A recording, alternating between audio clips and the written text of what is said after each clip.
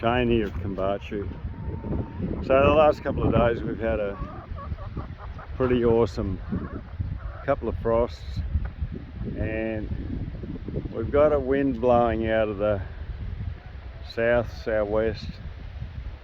It's kind of interesting being out here in the environment and just getting a sense of what's happening as I walk around. And I've walked past, this is the driveway into the farm, but I've walked past this Syntropic area down here. At the moment we're fencing this area about a hectare to put sheep into and chickens. But as I walk past it, I'm looking at what happened here with the frost, and so we've literally had no frost in these trees. But the other thing that's going on, when we walk in here, the first thing I notice as I walk in here when I get into these trees, and I'm only just in a little touch, I'm kind of half a dozen trees in to these lines, and straight away the temperature increases. It's way warmer, and down here at ground level there's very little air movement, like very little. Up the top these trees are getting a good buffeting constantly all day. It's like this just keeps on going. Down here at ground level, air's quite still and warm. So what a radical shift in the environment of this paddock that these trees are making. And what, you know, the research around windbreaks, you put in windbreaks, the wind, some goes through them, most of it goes over the top, and then it travels so far from the windbreak before it comes back down to ground again. And where it comes back down to ground, that can create quite a bit of turbulence. And if you're into flying light aircraft, particularly the ultralights, and like the powered hang gliders, you know, it's quite easy when you're on a landing strip that's got that sort of turbulence coming down after going over trees, it can flip you upside down.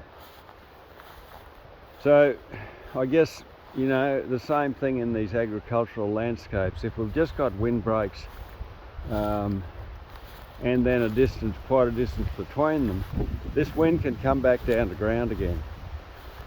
So what happens in this sort of configuration, where we've got these trees that are a lot closer spaced between the rows, so these rows are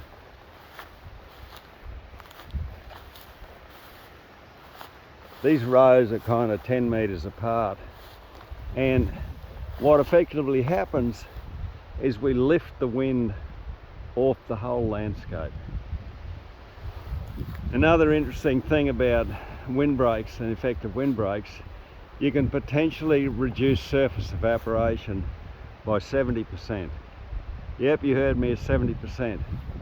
So in the environments that I've lived in, we're looking at annual surface evaporation of some 2 meters, while we've got an annual rainfall of 700 millimeters. So basically we've got 3 times as much surface evaporation that we have rainfall. So do the maths on that. If you reduce that surface evaporation by 70%, it's a bigger amount than our annual rainfall. So I love trees. This is the same patch I videoed recently where the cattle lived in here. They loved it, and the cattle I've been running through these systems have no free choice minerals. They're not showing any sign of any mineral deficiencies. They're absolutely middle winter, their coats are shiny. And you can see this grass in here. They've either eaten it or laid it down on the ground. And the moment we go out the end here, get away from the trees 10 metres, the grass is virtually untouched. Like, what's going on? Fertility? So in 2.5 years, these trees have made a radical shift in this paddock. A radical shift. And you know, this is when it really comes to the fore, when we get this really, what I call an extractive wind blowing across these paddocks, and we can start to manage that wind so it's not so harsh on the environment. It starts to pay dividends, absolutely. I think that's enough for today. And this patch of trees, as you can see, fairly close space, casuarinas and mixed eucalypts.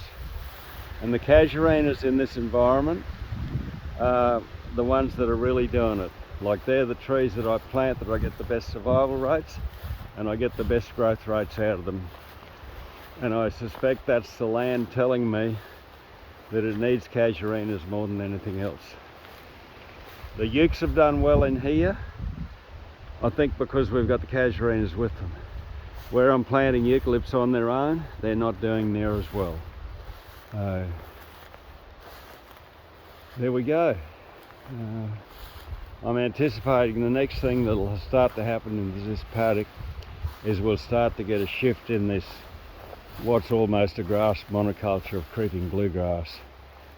And I reckon it's getting ready to start to grow things like green panic, the panicum grasses that like this protection and they love fertility. So that's enough for today. I'll see you later. Bye bye.